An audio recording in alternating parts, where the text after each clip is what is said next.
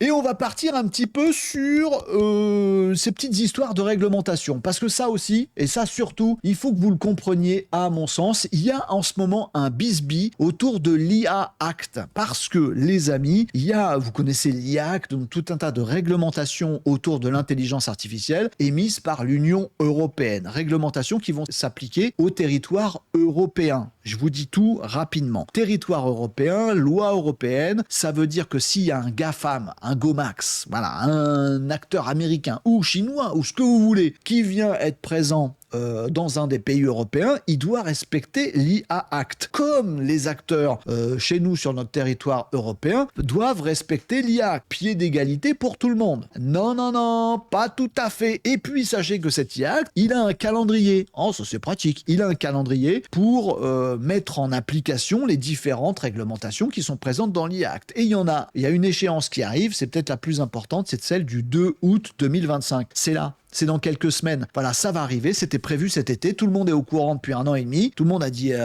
non, personne n'a dit OK, mais tout le monde a dit bon, on a bien vu la date, mais la date arrive. Et là, tout le monde se rend compte que le truc où on avait fait des concessions pour dire bon, vas-y, signe ton truc, et ben en fait, l'Europe va le faire vraiment. Voilà. Et en plus, avec des organes de régulation dans chaque pays. Donc, par exemple, en France, la CNIL se régale. La CNIL, par exemple, se régale parce que la CNIL, ils adorent vérifier des trucs, voilà, vérifier les travaux finis, essayer d'appliquer les lois qui sont très floues pour pouvoir filer des amendes. Voilà. Et donc la CNIL, ils sont très contents parce que ce sera un des organes d'application de la réglementation de l'IA Act, donc notamment du volet qui arrive le 2 août prochain. Et ça y est, c'est un tollé. Tout le monde est en train de se rebeller dans l'histoire. Pas tout le monde, les Européens. Sachez-le, il y a même des pays européens, la Pologne par exemple, a signé un document avec plein de gros acteurs européens de l'économie. Donc il y a 45 géants de l'économie, quand je dis géants, les plus grosses boîtes européennes, elles ont toutes, Airbus, Carrefour, machin, vous voyez des trucs, voilà, des trucs de malade, voilà. Ils ont tous signé, ratifié un truc avec des pays comme la Pologne pour dire, s'il vous plaît, l'Union européenne,